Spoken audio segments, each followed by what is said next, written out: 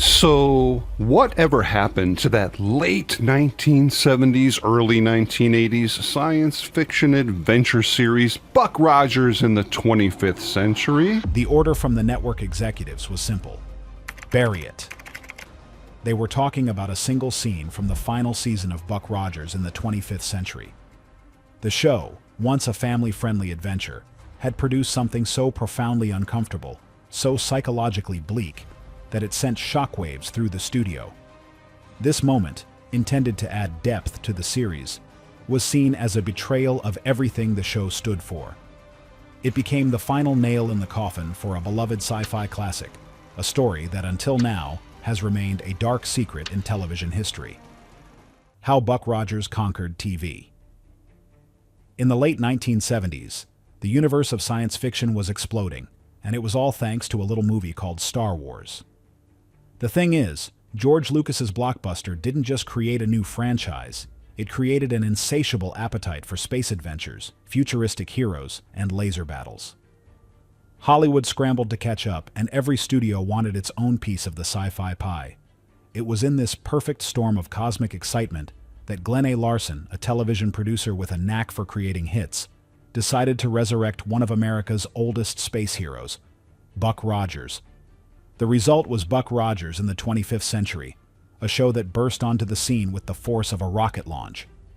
What many overlooked is that the show's journey to television began on the big screen. Larson originally produced the pilot as a TV movie, but Universal Studios, seeing the massive box office numbers for sci-fi, made a last-minute decision to release it in theaters first in March of 1979. The gamble paid off spectacularly. The film earned over $21 million in North America, a massive success that proved audiences were hungry for more. It was a brilliant marketing move that built incredible hype for the weekly series set to debut on NBC that fall. When the show finally premiered, it was an instant hit. The combination of action, humor, and dazzling special effects was exactly what viewers wanted. At the center of it all was Gil Gerard as Captain William Buck Rogers, a 20th century astronaut frozen in space for 504 years. Gerard's portrayal was perfect. He was charming, witty, and had a classic, all-American hero quality that made him instantly likable. He was a man out of time, constantly baffled by the strange new world of the 25th century, which made for great comedic moments. Alongside him was Colonel Wilma Deering, played by the formidable Erin Gray. Colonel Deering wasn't just a sidekick, she was a strong, intelligent, and capable leader in Earth's Defense Directorate. She was one of the first truly empowered female characters in television sci-fi, a fighter pilot who could hold her own against any threat. The chemistry between Buck and Wilma was electric, a perfect blend of flirtatious banter and mutual respect that became the heart of the show. The first season was a whirlwind of colorful aliens, dazzling spaceships, and campy fun. The villains were unforgettable, especially Princess Ardala, the ambitious and seductive ruler of the Draconian Empire, played by Pamela Hensley. She was constantly trying to conquer Earth and seduce Buck, often at the same time. Then there was Tweaky, the small, wisecracking robot sidekick voiced by the legendary Mel Blanc, famous for his catchphrase, "Beady beady beady." Tweaky, often carrying the superintelligent computer Dr. Theopolis around his neck, provided much of the show's humor. The tone was light, adventurous, and unapologetically fun.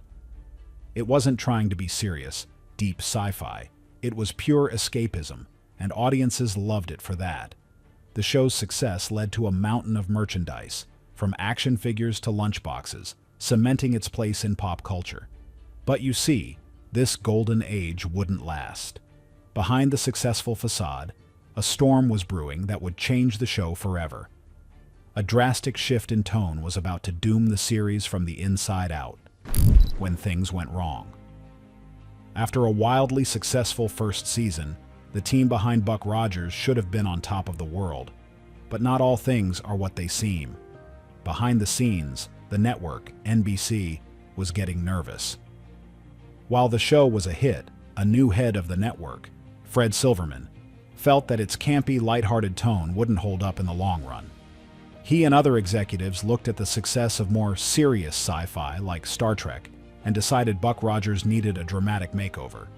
They wanted less disco-era fun and more gritty, thoughtful space exploration.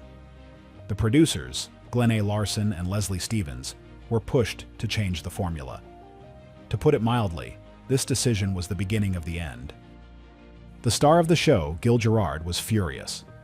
He had signed on to do a fun, action comedy series and was now being told the entire premise was changing. He argued passionately with the producers and the network, insisting that the show's charm was its lightheartedness. He felt that turning Buck Rogers into a serious drama was a betrayal of what made it popular in the first place. His clashes with the new producer, John Mantley, who was brought in to oversee the changes, became legendary on set. Gerard felt his creative input was being ignored, and the tension between him and the production team grew toxic. This behind-the-scenes drama started to bleed onto the screen. The second season, which premiered in 1981, was almost unrecognizable. The familiar setting of Earth was gone. Buck, Wilma, and Twiki were now assigned to the Searcher, a deep space exploration vessel on a mission to find the lost tribes of humanity who had fled Earth centuries ago. The fun, Earth-based adventures were replaced with slow-paced, philosophical episodes set on barren, dusty planets. The colorful villains like Princess Ardala were gone, replaced by a new stoic Birdman character named Hawk, played by Tom Christopher. While Hawk was an interesting character in his own right, the dynamic was completely different. The show also added an elderly, eccentric scientist named Dr. Goodfellow and a C-3PO-like robot named Crichton. But none of the new characters could replicate the chemistry of the original cast. The show's entire look and feel changed. The vibrant, almost disco-inspired costumes and sets of the first season were replaced with drab, uniform-like outfits and sterile ship interiors. The budget had also been slashed, which was painfully obvious. Many of the special effects shots of the Searcher flying through space were recycled over and over again. The thing nobody tells you is that this new, serious direction wasn't just a creative failure, it was a financial one too. The network wanted a cheaper show, and the result looked and felt cheap. The fun was gone, the action was toned down, and the witty banter between Buck and Wilma was replaced with long, serious conversations about the meaning of existence. The audience that had fallen in love with the first season felt completely alienated.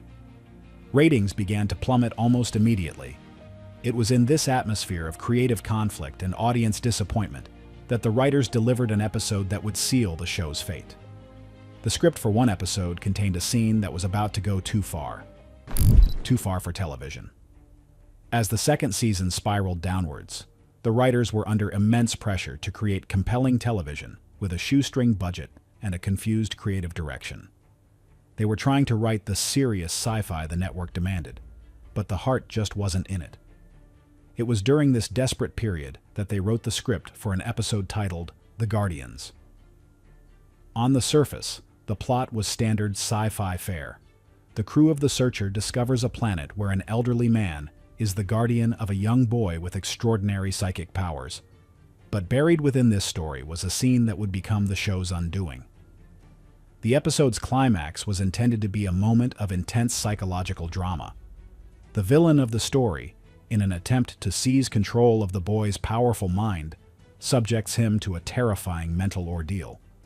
The script called for a sequence that depicted the boy's inner world being torn apart. What was filmed, according to crew members who were there, was far more disturbing than anyone anticipated. Instead of using abstract special effects, the director opted for a raw, psychological approach. The scene showed the boy, played by a child actor, screaming in what appeared to be genuine terror as his mind was invaded. There was no physical contact, but the emotional and psychological implications were deeply unsettling. What many overlooked was the context of the time. In the early 1980s, there was a growing public concern over the psychological well-being of child actors.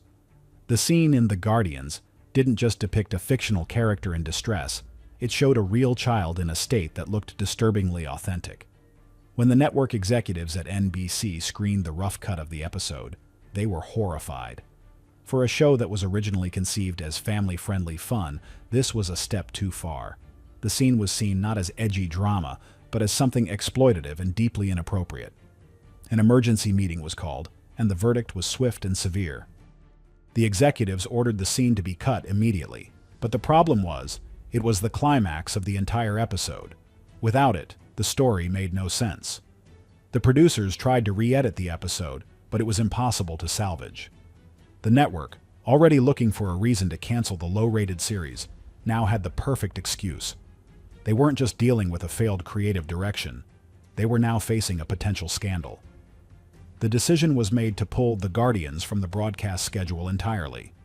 The episode was shelved, locked away in the studio vaults, and never seen by the public. The controversy, however, didn't stay quiet.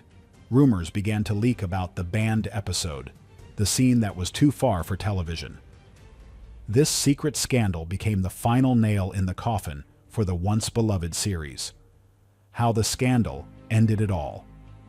The scandal over the unaired episode, The Guardians, was the last straw for NBC.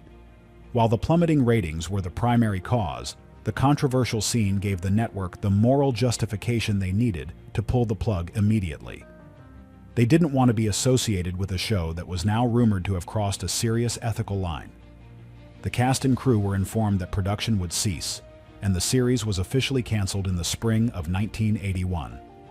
The show ended not with a bang, but with a quiet, unceremonious whimper. The final episode to air, The Dorian Secret, was broadcast on April 16, 1981. It wasn't intended to be a series finale, and as a result, it left the entire story hanging. The crew of the Searcher was still out in deep space, their mission to find the lost tribes of humanity incomplete. Buck and Wilma's relationship was unresolved. There was no sense of closure, no final battle, no satisfying conclusion for the characters that millions of fans had grown to love. For viewers who had stuck with the show through its troubled second season, it was a deeply frustrating and disappointing end. The cancellation, combined with the whispers about a banned episode, created a storm of fan outrage. Viewers wrote letters to the network, demanding that the show be brought back, or at least given a proper finale movie to wrap up the storyline. But the decision was final. The network wanted to distance itself from Buck Rogers as quickly as possible. The controversial reputation of The Guardians meant that the episode was never included in syndication packages. To this day, it remains the lost episode, a piece of television history that has been seen by only a handful of studio executives and crew members. The show's legacy was now twofold. It was remembered for its spectacular, fun-filled first season, and for its disastrous, abruptly ended second season. What many people don't realize is that the behind-the-scenes drama didn't end with the cancellation. Gil Gerard remained incredibly outspoken about his disappointment, often stating in interviews that network executives had completely ruined a great series. The thing nobody tells you is that he felt the show's original charm, a perfect blend of swashbuckling adventure and classic sci-fi, was thrown out in a desperate attempt to copy Star Trek.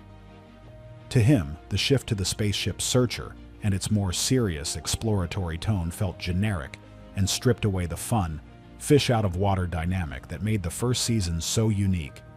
Erin Gray also voiced her deep regret over the changes, feeling the new direction had completely undermined the strong character she helped build.